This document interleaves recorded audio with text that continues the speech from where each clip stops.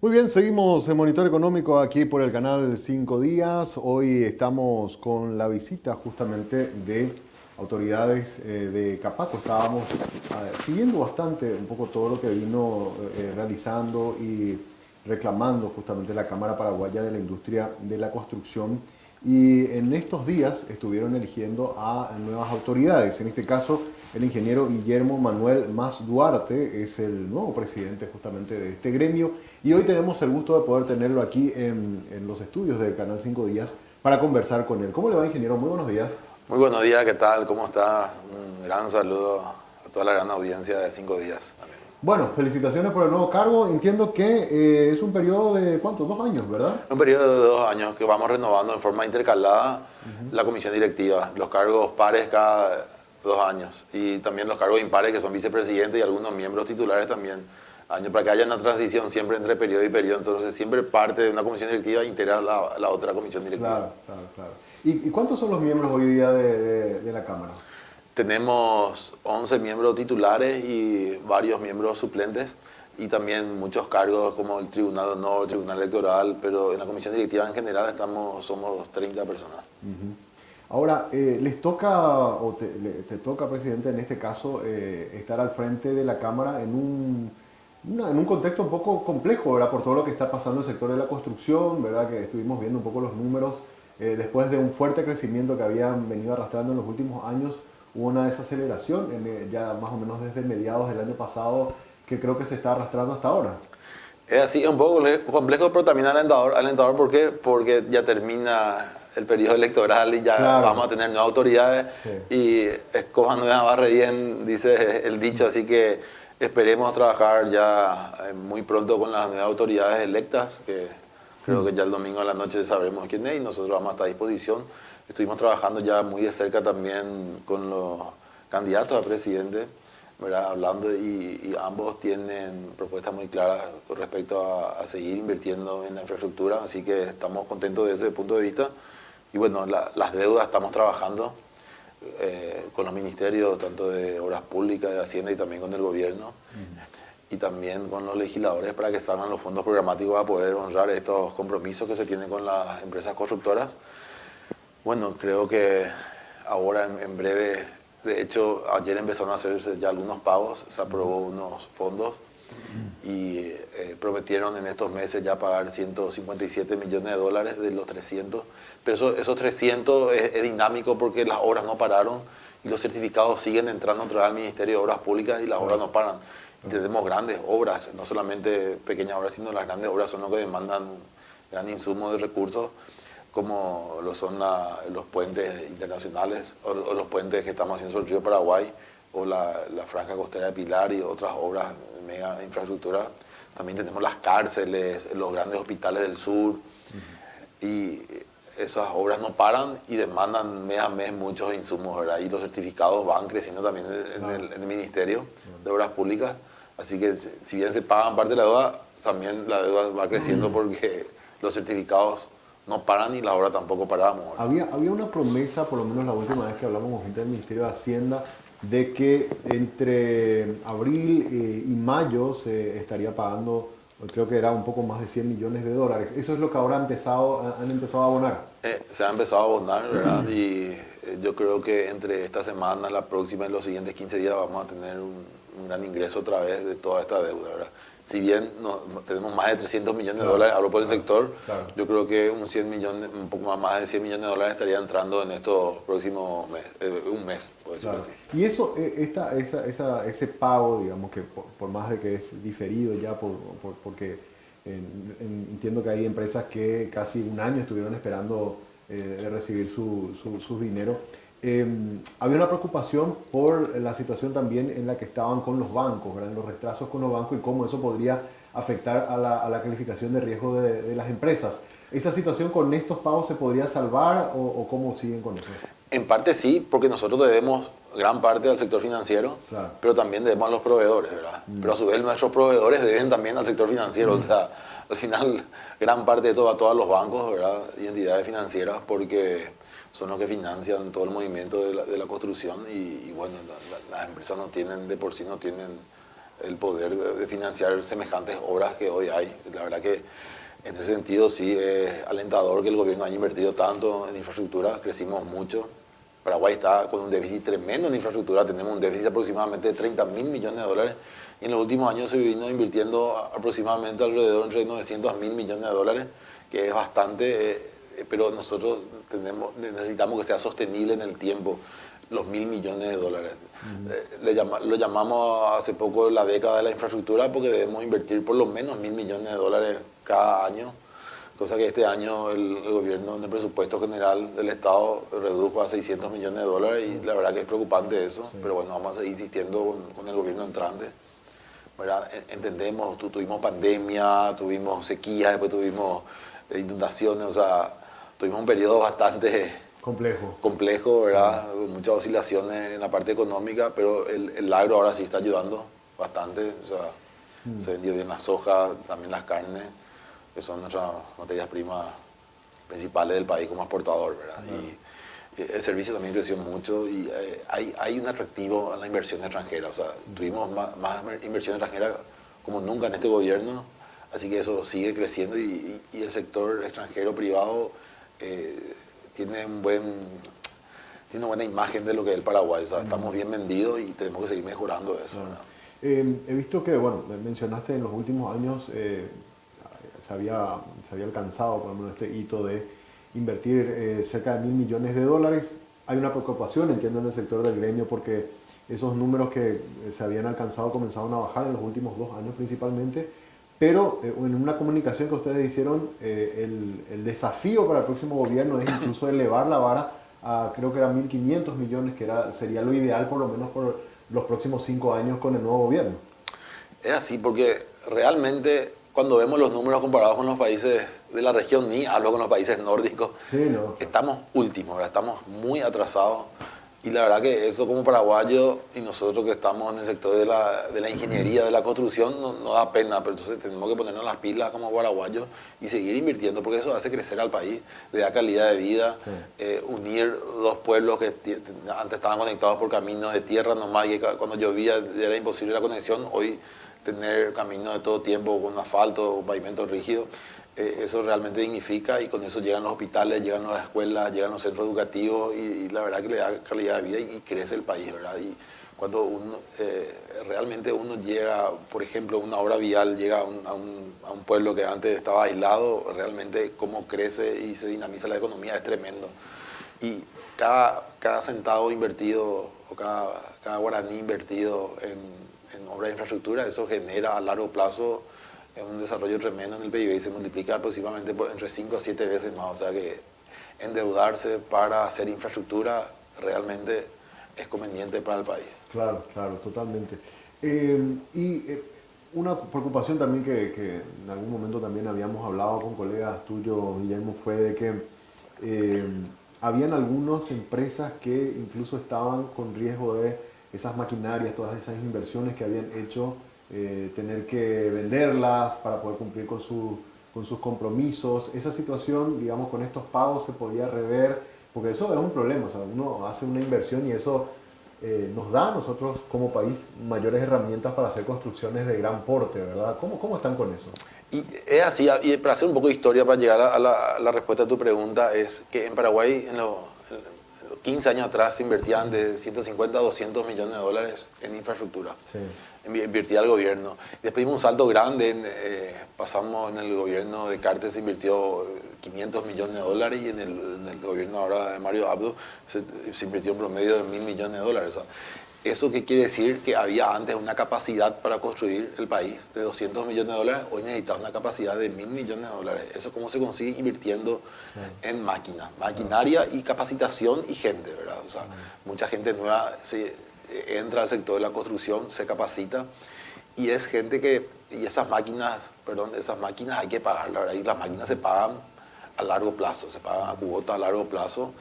Entonces hoy tenemos una capacidad, por eso que es necesario tener una previsibilidad de lo que va a ser la inversión en infraestructura y también una sostenibilidad en el rubro, porque uno tiene que utilizar las máquinas que uno se endeudó y solamente utilizando uno puede ir repagando la deuda de eso. Y también es importante mencionar la parte social porque el sector creció muchísimo, creció 5-1 en los últimos 15 años. ¿Qué quiere decir eso? Que hay mucha más gente capacitada ya hoy de mandos medios, no solamente mandos bajos, mandos medios, mandos altos en el sector de la construcción. Y eso genera que una persona que tenía una expectativa salarial que tuvo en este momento, en este último periodo, pueda decaer otra vez al haber una merma del sector de la industria de la construcción, ¿verdad? Entonces, un operador de una excavadora, una motoniveladora, hoy tiene un salario ya el doble, tiene un salario de 5 millones de guaraníes, cuando deja de haber trabajo tiene que volver a salarios inferiores, y eso genera todo un cambio otra vez en la familia, que uno tenía ya un cierto poder adquisitivo, cambia muchísimo. Por eso que es importante seguir la sostenibilidad de la inversión, por todo eso se genera, y sobre todo en la parte social, ¿verdad? Que es demasiado importante.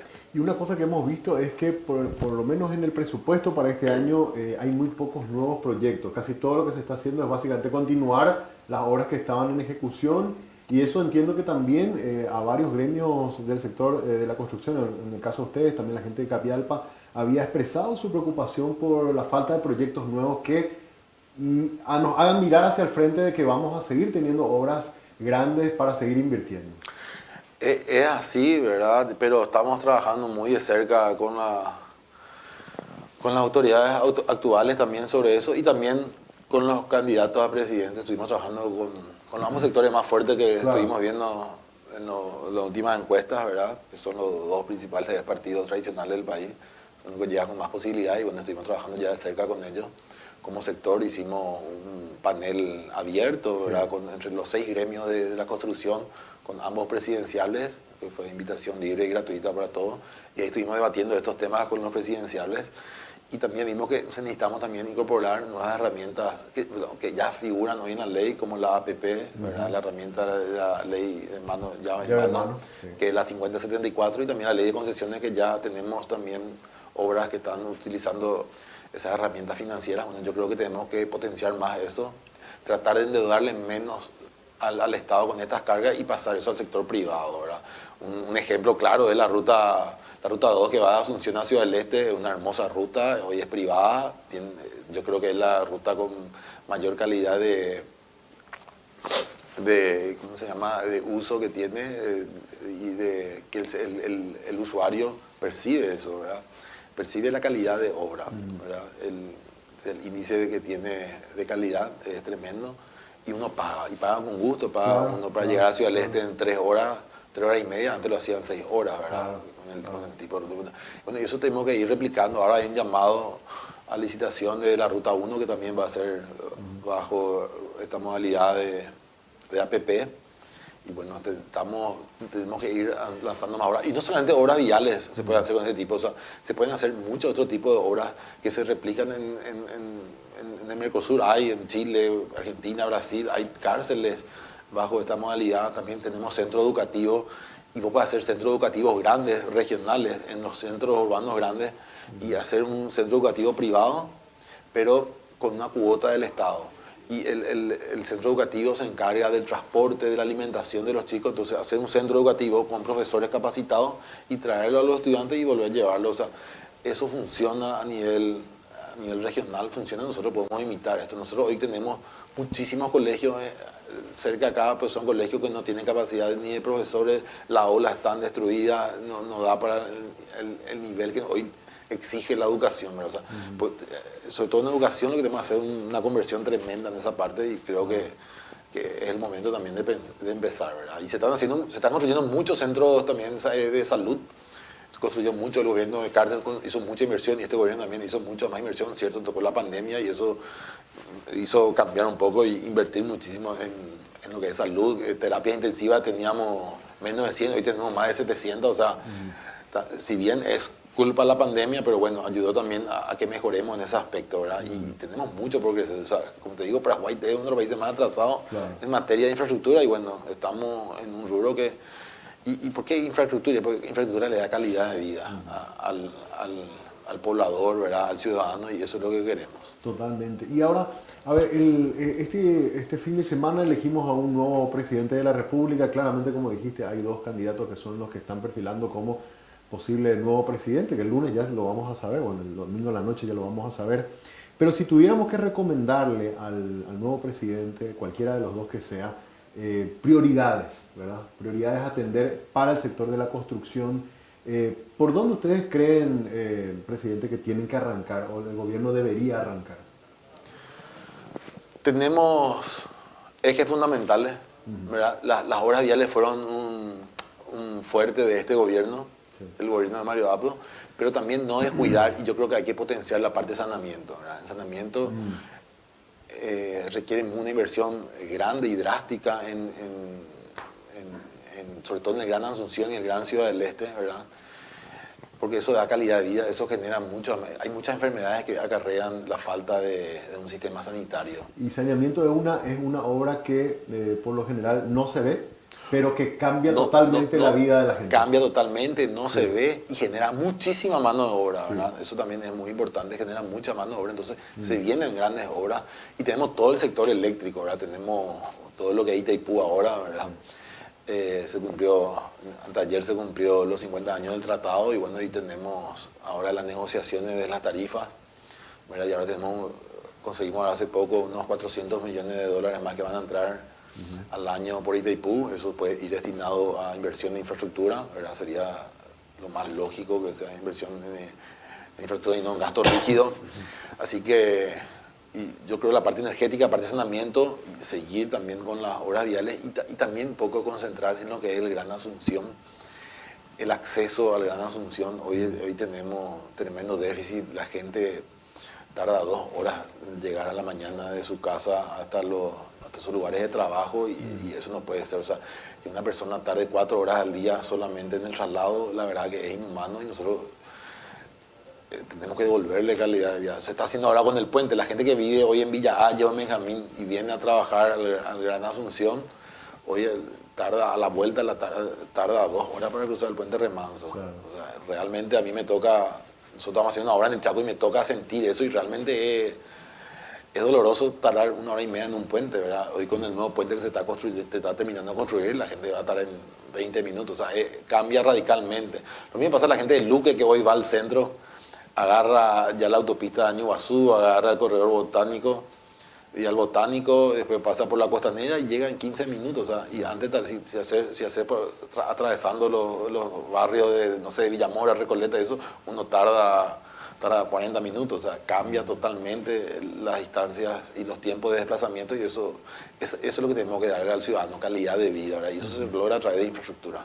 Totalmente. El último dato que, bueno, se publicó hace un par de semanas, el informe sobre cuentas nacionales del Banco Central del Paraguay, y por el lado, en el ítem de construcción, hablaba de una caída del 13% en el ritmo de actividad en el último trimestre. ¿Verdad? El último trimestre cerraba con un menos 13%. Todavía no tenemos datos oficiales de este primer trimestre, pero por lo que ustedes han visto en el ritmo de actividad de las obras, ¿cómo arrancamos este 2023, presidente?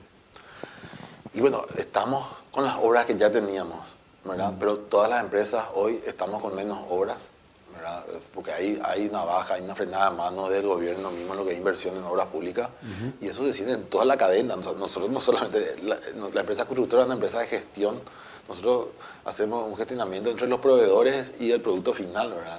Y los proveedores son los proveedores de materiales. Tenemos diferentes tipos de materiales que se utilizan en todo tipo de obras, sea una obra civil como un edificio, una escuela, un hospital o una obra vial o un puente. Demandan insumos y todos esos tienen proveedores, todos esos insumos.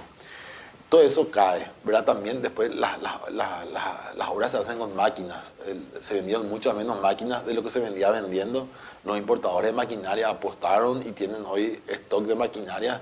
Si bien parte de esa maquinaria, algunas se venden en el sector agrario, el sector agrícola es el que sigue consumiendo y no para, ¿verdad? Gracias a Dios, pero el sector de la construcción hoy está frenado, ¿verdad? Entonces eso hay que volver a dinamizar, hay que volver a mover porque o sea, es grande. Detrás de las máquinas tenés los talleres, las casas de repuesto, tenés los talleres mecánicos, eso da mano de obra. O sea, sí, el sinfín de la industria de la producción es gigantesco, ¿verdad? ¿Y la actividad por el sector privado, o sea, la construcción privada, digamos, la inversión, cómo está?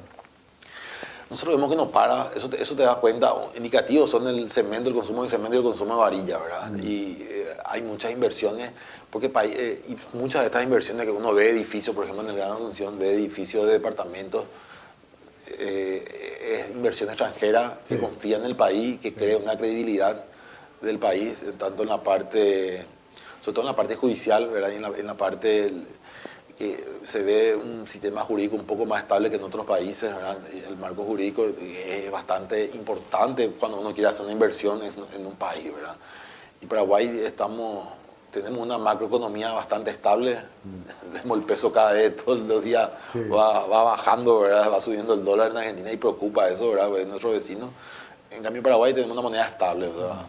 Que no hayamos puesto ningún cero, todavía nuestro billete en los últimos Es meritorio. 80 años. No, este año son 80, sí. 80 años, ¿verdad? Que la gente se queda maravillada con lo que es nuestra macroeconomía, ¿verdad? Y eso llama y alienta la inversión extranjera. Entonces, las obras civiles, yo creo que siguieron su ritmo, ¿verdad? Si bien hubo, yo creo, una pequeña caída, pero estamos remontando, ¿verdad? Y vamos a ver ¿Cómo cerramos? cómo cerramos, ¿verdad? ¿Cómo cerramos los próximos trimestres? La última, presidente, porque estamos cerca del cierre, pero es sumamente interesante poder conversar contigo.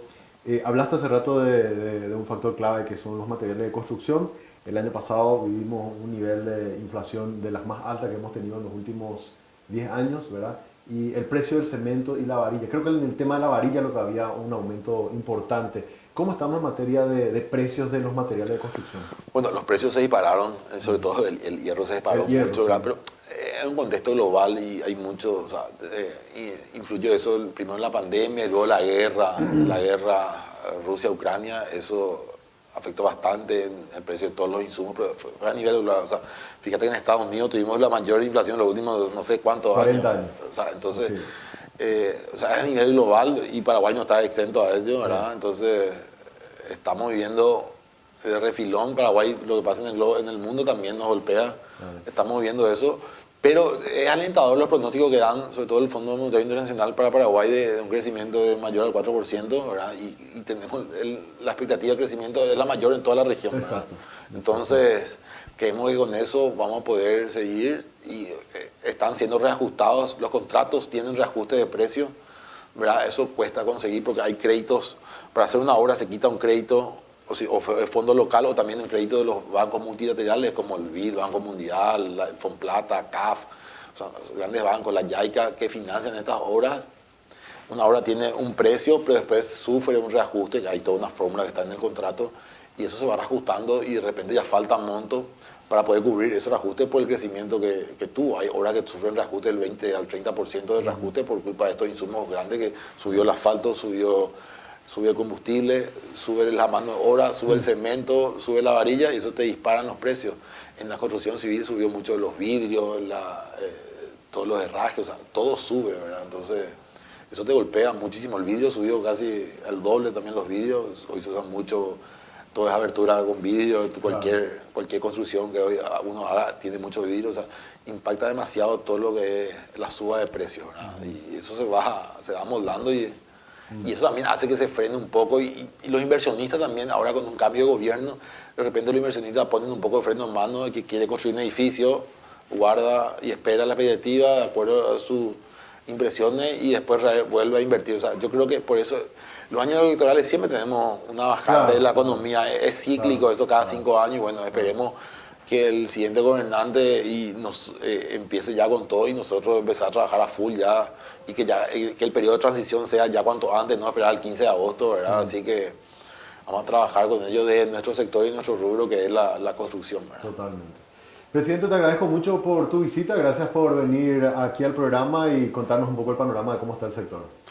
Bueno, muchas gracias por la invitación y estamos agradecidos y estamos renovando la Cámara cada 2 años y bueno, tenemos muchas de las autoridades hoy de la Comisión Directiva son gente joven, algunos son hijos, algunos son nietos ya de fundadores. La Cámara tiene más de 50 años, así que estamos celebrando también esa incorporación de la gente joven.